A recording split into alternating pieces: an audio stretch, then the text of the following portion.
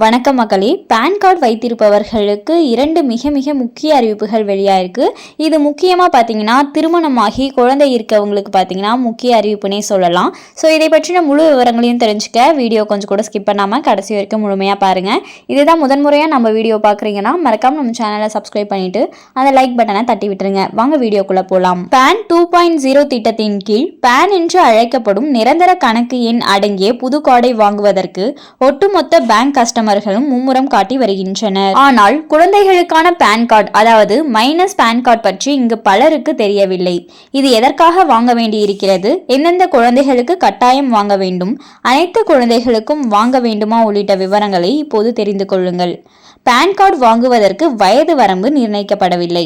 ஏனென்றால் நாமினி மற்றும் லீகல் பரிவர்த்தனைகளுக்கு உட்பட்ட குழந்தைகளுக்கு இந்த பேன் கார்டு அவசியமாக இருக்கிறது.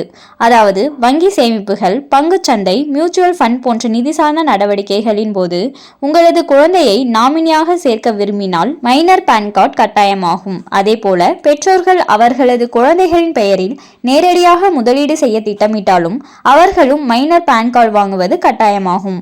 ஆகவே உங்களது குழந்தைகளுக்கு 18 வயது ஆகும் முன்பு அவர்களை நாமினியாகவோ அல்லது நேரடி முதலீட்டுக்கு உட்படுத்த இருந்தாலோ நீங்கள் முன்கூட்டியே மைனர் பேன் கார்டு வாங்கி வைத்துக் கொள்ளுங்கள். இந்த முதலீட்டு நடவடிக்கைகள் மட்டுமல்லாமல் மைனர்களின் வருமானமும் பேன் கார்டு வாங்குவதை கட்டாயமாக்குகிறது.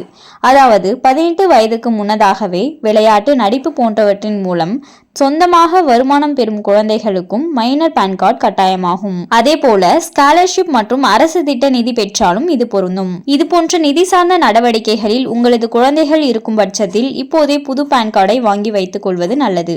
இது அவர்களது எதிர்கால நடவடிக்கைகளுக்கும் பாதுகாப்பான பரிவர்த்தனைகளுக்கும் முக்கியமாகும். இப்போது மைனர்களுக்கான பேன் கார்டை ஆன்லைனில் அப்ளை செய்து பெறுவது எப்படி என்பதை தெரிந்து கொள்வோம்.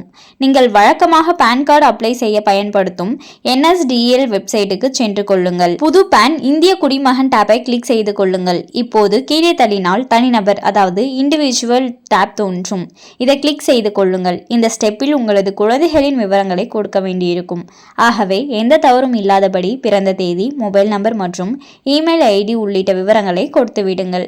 மொபைல் நம்பர் மற்றும் இமெயில் பெற்றோருடையதாகவும் இருக்கலாம். இதற்கு பிறகு உங்களது குழந்தையின் மாநிலம், மாவட்டம், இருப்பிடம், முகவரி போன்ற விவரங்களை கொடுக்க வேண்டியிருக்கும். இப்போது கொடுக்கப்பட்ட விவரங்களுக்கான ஆவணங்களை அப்லோட் செய்ய வேண்டிய ஸ்டெப்.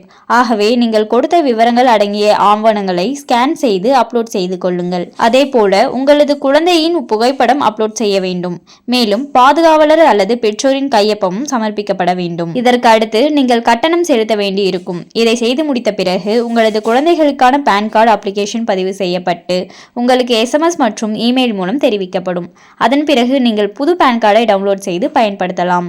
ஆகவே அனைத்து குழந்தைகளுக்கும் வாங்க வேண்டியதில்லை. ஆனால் பொருந்தக்கூடியது நிதி சார்ந்த நடவடிக்கை இல்லாத போதும் நீங்கள் வாங்கிக் கொள்ள முடியும். ஸோ பார்த்தீங்கன்னா நிறைய பேருக்கு டவுட் இருந்திருக்கலாம், குழந்தைகளுக்கு வாங்கணுமா வாங்க வேண்டாமா அப்படின்ற மாதிரியான அனைத்து டவுட்களுக்கும் பார்த்தீங்கன்னா கிளாரிஃபிகேஷன் கிடைச்சிருக்கும்னு நம்புகிறோம். அண்ட் மேலும் இது போன்ற அரசாங்கம் சார்ந்த அனைத்து அப்டேட்களையும் உடனுக்குடனே தெரிஞ்சுக்கணும்னு நினச்சிங்கன்னா மறக்காம நம்ம சேனலை சப்ஸ்கிரைப் பண்ணி பக்கத்தில் இருக்க பெல் ஐக்கானை கிளிக் பண்ணி அதில் ஆளுங்கிற ஆப்ஷனை செட் பண்ணி வச்சுக்கோங்க. அப்போ தான் நம்ம அப்லோட் பண்ணுற வீடியோ உடனுக்குடனே உங்களுக்கு நோட்டிஃபிகேஷனாக சேரும். அது மட்டும் இல்லாமல் அந்த லைக் பட்டனை தட்டி விட்டுருங்க. தேங்க்ஸ் ஃபார் வாட்சிங்.